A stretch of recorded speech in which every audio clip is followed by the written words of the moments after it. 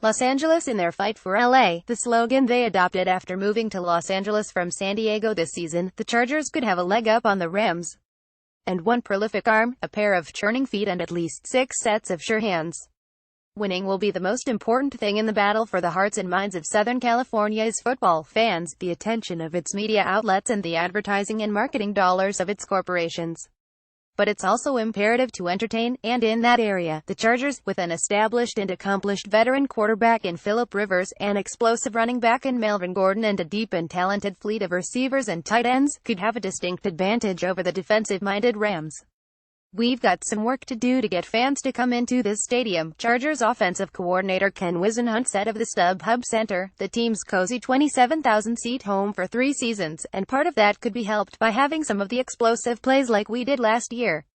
We were one of the best in the league in 25-yard plays, so when you think about that in an environment like this, it's exciting. Hopefully, that will help us. The Chargers ranked 7th in the NFL with 35 pass plays of 25 yards or more last season. With 36 runs of 10 yards or more, they ranked 20th overall in big plays. The Rams, who opened 2016 with lackluster veteran Case Keenum at quarterback and closed with struggling, scrambling or more like running for his life rookie Jared Goff, ranked 31st in big plays, 27 of them passing and 26 rushing. While the records of the Chargers 511 and Rams 412 were similar, the Chargers were competitive until the end of most games, suffering too many fourth-quarter meltdowns, while the Rams were often blown out. The Chargers ranked 21st with an average scoring margin of -0.8 points. The Rams were 30th at -10.6 points. Rivers, 35, a 6-time Pro Bowl selection, is back for his 14th year after throwing for 4,386 yards and 33 touchdowns last season. Even without first-round pick Mike Williams, the Clemson star wideout who has a herniated disc in his lower back, Rivers will have 6 standout targets in receivers Keenan Allen, Tyrell Williams, Travis Benjamin and Dontrell Inman, and tight ends Antonio Gates and Hunter Henry.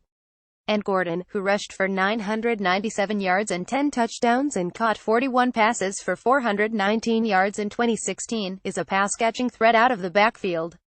It's an exciting group, a deep group, Rivers said. We have 5 or 6 receivers, 3 or 4 tight ends, 3 or 4 running backs who can all contribute. We're going to need to be pretty dang good because I do believe the AFC West may be the toughest division in football.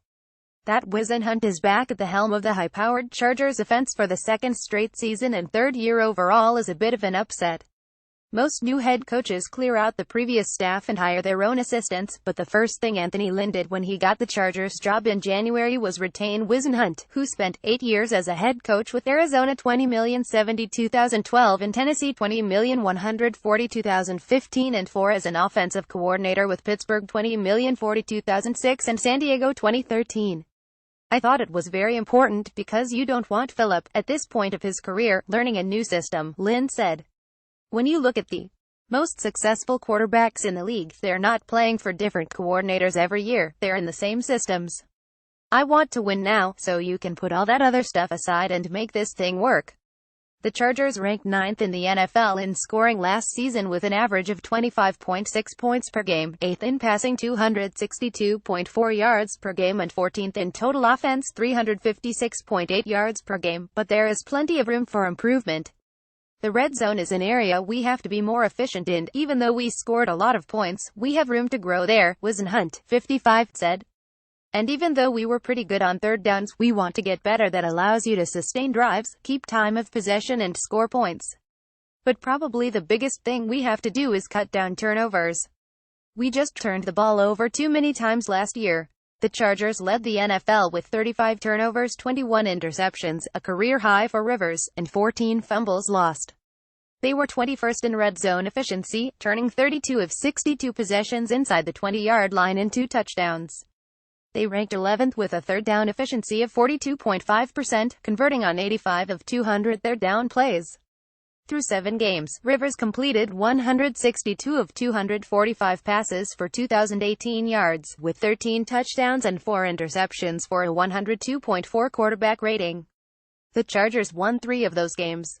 Over the last 9 games, in which the Chargers went 27, Rivers completed 187 of 333 passes for 2,368 yards, with 20 touchdowns and 17 interceptions for a 77.3 rating.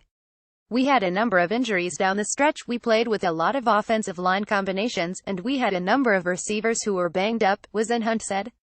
Phillip was missing some weapons, and when that happens, and you want to win so bad, you have the tendency to press sometimes. The Chargers look very good at the skilled positions. For their offense to click, they'll need better play from the line, a task that grew more difficult when projected right guard Forrest Lamp, a second-round pick out of Western Kentucky, suffered a season-ending knee injury last week. There were too many times we missed opportunities because we didn't do a good enough job in protection or run blocking, Whisenhunt said. We have to protect Phillip better and do some things run-wise where we don't have as many negative plays. We have to play better as a unit up front.